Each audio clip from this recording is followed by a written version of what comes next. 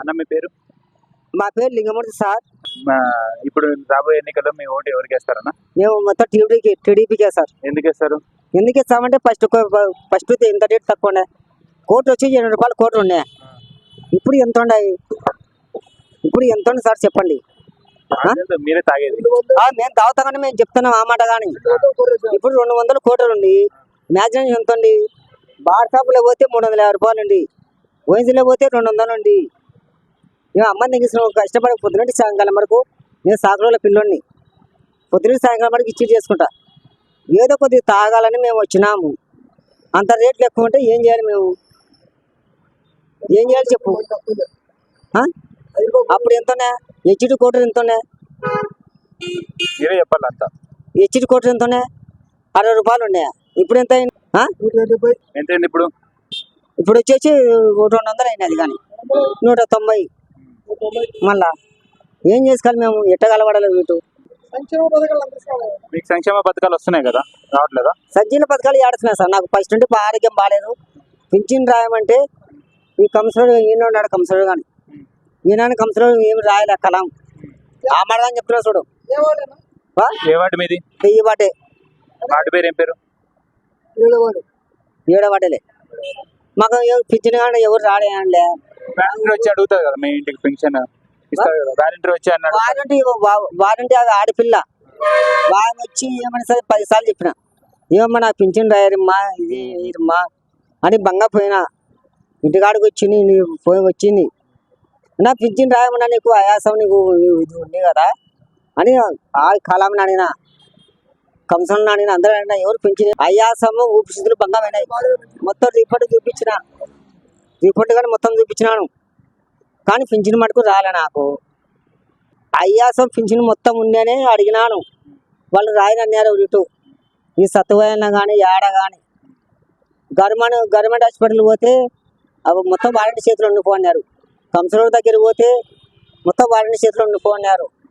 ఏం చేయాలి? ఇంకా ఎవరికి ఓటేయాలి చెప్పు. మీకు ఆరోగ్యశ్రీ అవన్నీ ఉంటాయి కదా, అవన్నీ లేవా? ఆరోగ్యశ్రీ కార్డు శాంతరాం హాస్పిటల్ చూపించుకునే 10 సార్లు అడ్మిట్ అయినా. ఒక్కసారి కాదు 10 సార్లు అడ్మిట్ అయినా. పింఛన్ రాయమంటే రాయట్లేదు. పింఛన్ రాయమంటే రాయడం లేదు. వాడు ఎందుకు రాయడంలే? ఏం ప్రముఖం ఇది? గడప గడపకి ఎమ్మెల్యే వచ్చారు, మీరు ఏం చెప్పలేదా మీ సమస్యలు? గడపగా మేము ఎమ్మెల్యే వచ్చే మేము ఇంట్లో ఉంటాము. మన ఇంట్లోకి వస్తాడా? అంటే రోడ్డు మీద అయినా అడుగుతాడు మీ సమస్యలు ఏమంటే? అడుగుతున్నాను. ఎవరికైనా అడుగుతున్నాడు. ఎవరికి అడుగుతున్నాడు? మీ వాటికి రాలేదు ఎమ్మెల్యే? మా వార్డుకు రాలే, ఏం రాలే. కంసరోడ్ దగ్గర పోతే కైనా మొత్తం వారంటీ చేతులు నా దగ్గర ఏం లేదంటున్నాడు. ఆయన చేతులు ఎత్తున్నాడు. ఏం చేయాలి మళ్ళీ? నంద్యాలలో అభివృద్ధి ఏమేమి చెందిందంటారా? ఏం జరిగింది మా సందులో?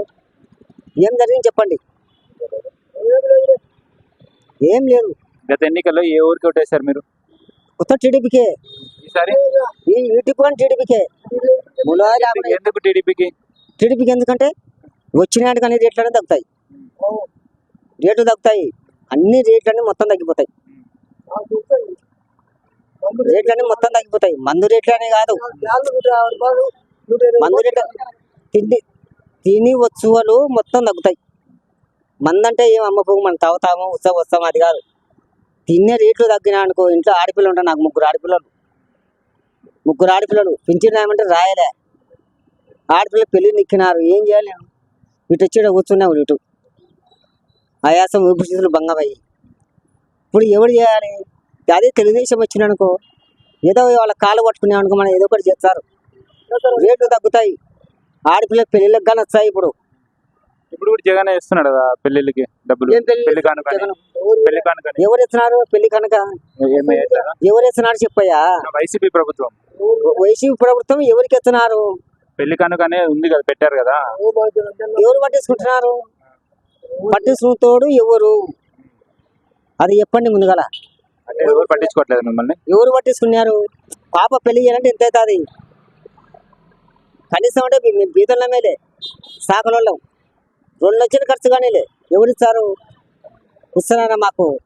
యా ఎమ్మెల్యే ఇస్తున్నాడు, యా కంసులు మమ్మల్ని పట్టించుకుంటున్నాడు.